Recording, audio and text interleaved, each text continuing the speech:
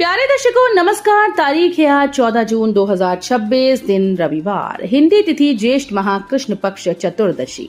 आइए नजर डालते हैं हमारे प्यारे राज्य उत्तराखंड की तमाम बड़ी खबरों पर। वीडियो शुरू करने से पहले कमेंट बॉक्स में जय हिंद लिखकर हमें सपोर्ट करें। तो चलिए शुरू करते हैं। प्रदेश में 22 जून को पहुंच सकता है मानसून, तापमान में गिरावट और बारिश का दौर होगा शुरू। उत्तराखंड में गर्मी से जूझ रहे लोगों के लिए राहत की खबर है। मौसम विज्ञान केंद्र के अनुसार अगले 10 में यानी 22 जून को मानसून उत्तराखंड पहुंच सकता है। इसके साथ ही तापमान में गिरावट और बारिश का दौर शुरू होने की संभावना है। मौसम वैज्ञानिकों का कहना है कि बंगाल की खाड़ी से उठने वाली मानसूनी हवाएं तेजी से आगे बढ़ रही हैं। अगर परिस्थितियां अनुकूल रही तो तय समय के आसपास मानसून उत्तराखंड पहुंच सकता है। इससे पहले प्रदेश के कई हिस्सों में प्री मानसून गतिविधियां भी देखने को मिल सकती हैं। कैचीधाम में ड्रोन उड़ाने पर रोक, नेशनल हाईवे 0 जोन घोषित, स्थापना दिवस मेले के लिए सुरक्षा बढ़ी। उत्तराखंड में कैचीधाम के स्थापना दिवस मेले को देखते हुए नैनीताल पुलिस की ओर से विशेष पाबंदियां लागू की गई।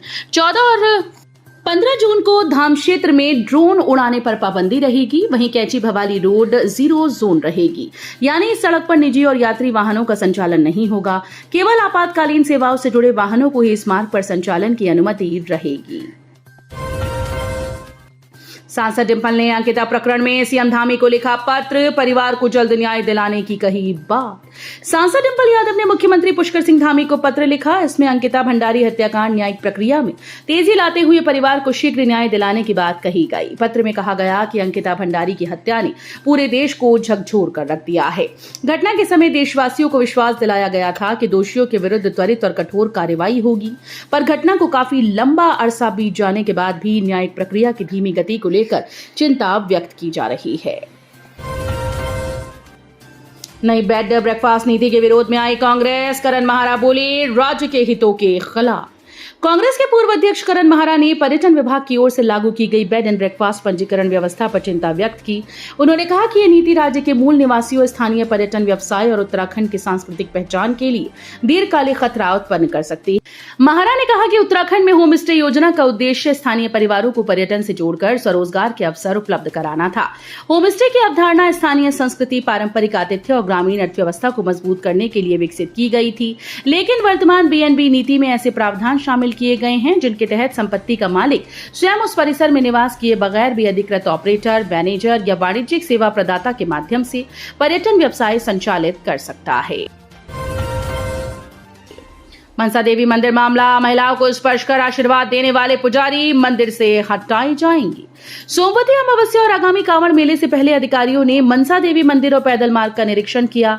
डीएम मयूर दीक्षित, एसएसपी नवनीत सिंह खुल्लर ने मंदिर में मिली खामियों को दूर करने और अतिक्रमण हटाने के सख्त निर्देश दिए।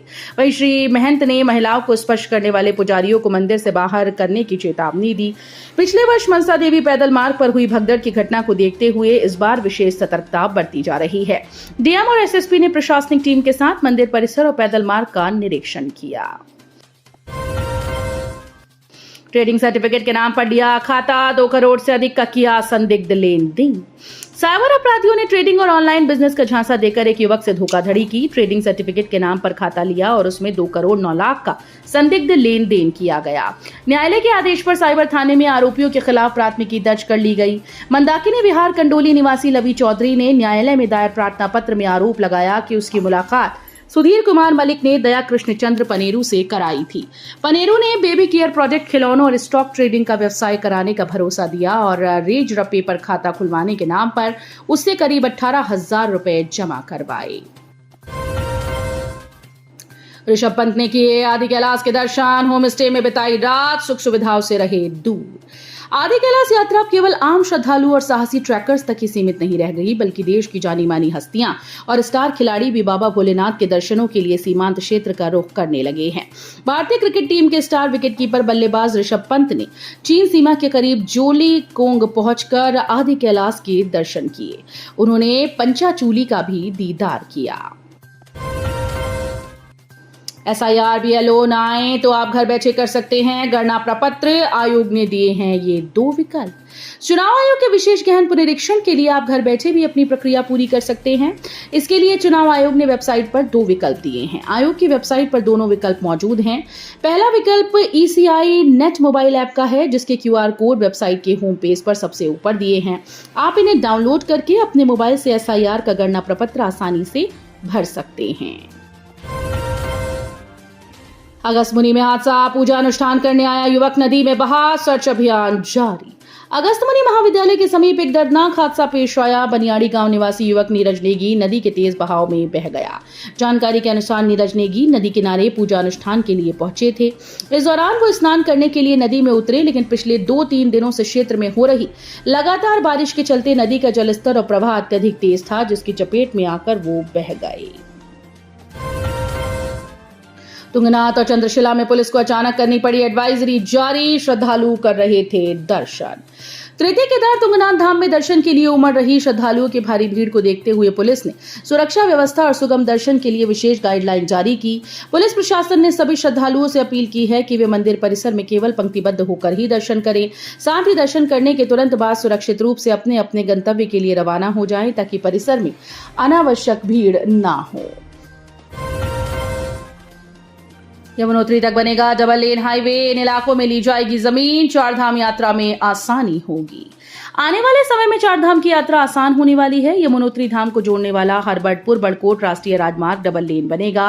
केंद्रीय सड़क परिवहन मंत्रालय ने कालसी से आगे 29 किलोमीटर हिस्से के चौड़ीकरण के लिए भूमि अधिग्रहण को अंतिम मंजूरी दी।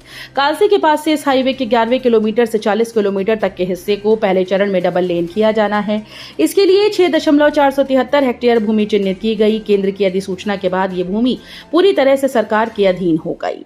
इस हिस्से में निजी कृषि भूमि के साथ ही वन पंचायत, जंगल, नाले, बंजर भूमि के साथ साथ पंचायती भूमि का भी अधिग्रहण किया गया है।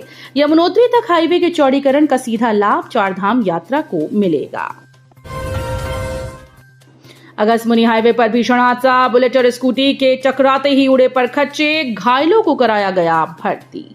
राष्ट्रीय राजमार्ग पर उस वक्त अफरा तफरी मच गई जब बेंजी गांव जाने वाले मार्ग के पास एक बुलेट और स्कूटी के बीच भीषण आमने सामने टक्कर हो गई। हादसा इतना जबरदस्त था कि दोनों वाहनों के परखच्चे उड़ गए। प्राप्त जानकारी के अनुसार मध्य प्रदेश के यात्री केदारनाथ की ओर बुलेट से जा रहे थे, तभी दूसरी दिशा से आ रही स्कूटी से उनकी जोरदार भिड़ंत हो गई। स्कूटी सवार दिव्यांशु और पायल, दोनों निवासी जनपद रुद्रप्रयाग, हादसे में गंभीर रूप से घायल हो गए। STF ने फर्जी लाइसेंस नेटवर्क पर कसा शिकंजा, 2 गिरफ्तार, हथियार बरामद। रुद्रपुर में स्पेशल टास्क फोर्स ने फर्जी शस्त्र लाइसेंस और अवैध हथियारों के नेटवर्क को ध्वस्त करना शुरू कर दिया।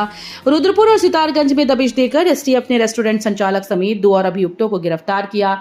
इस कार्रवाई में 2 पिस्टल और 31 कारतूस भी बरामद किए गए। STF के SSP अजय सिंह ने बताया कि अवैध हथियारों के खिलाफ कार्रवाई का क्रम जारी है।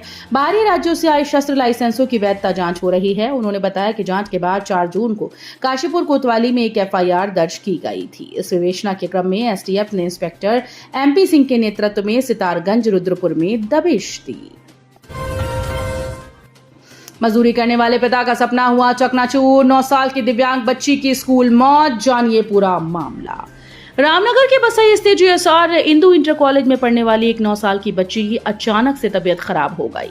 इसके बाद विद्यालय स्टाफ बच्ची को लेकर सरकारी अस्पताल पहुंचे, जहां चिकित्सकों ने उसे मृत घोषित कर दिया। बच्ची की मौत के बाद परिजनों का रो रो कर बुरा हाल है। वहीं पुलिस ने शव का पोस्टमार्टम करवाकर शव को परिजनों के सुपुर्द कर दिया है। जानकारी के अनुसार रायपुर जसपुर निवासी राज सिंह के 3 बच्चे हैं। तीनों बचपन से दिव्यांग हैं।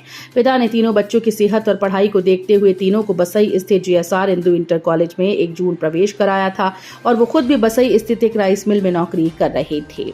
स्कूल प्रशासन ने बच्चों को प्रवेश देने के लिए 15 दिन की निगरानी में रखा था। सबसे छोटी बेटी 9 वर्षीय प्रज्ञा मानसिक और शारीरिक रूप से दिव्यांग होने के साथ ही काफी कमजोर थी। बच्ची अचेत अवस्था में मिली। तो ये थी उत्तराखंड की बड़ी खबरें। हम मिलेंगे अगले बुलेटिन में, तब तक के लिए धन्यवाद।